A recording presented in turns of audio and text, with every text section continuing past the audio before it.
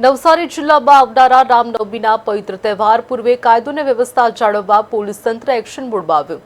નવસારી શહેર તેમજ બિલીબોરાના વિવિધ વિસ્તારોમાં પોલીસ દ્વારા વ્યાપક ફૂટ પેટ્રોલિંગ અને ફ્લેગ માર્ચ યોજવામાં આવી હતી।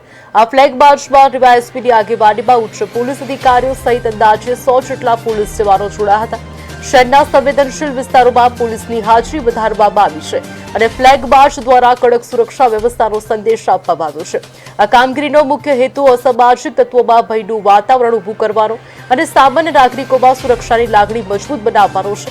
પોલીસ તંત્રએ સ્પષ્ટ કર્યું છે કે આવનારા તહેવારો દરમિયાન કોઈ અનિચ્છનીય બનાવ ન બને તે માટે સમગ્ર જિલ્લામાં કાયદો અને વ્યવસ્થાનું કડક પાલન કરવામાં આવશે।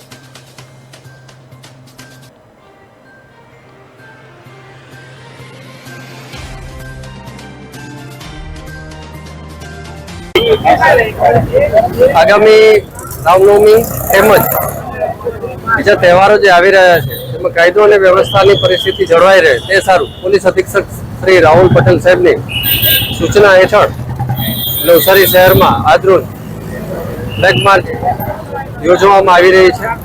જેમાં નવસારીના 5 અધિકારીઓ, 2 ડીવાયએસપીઓ તેમજ અન્ય કર્મચારીઓ સાથે ફ્લેગ માર્ચ સેન્સિટિવ એરિયાની અંદર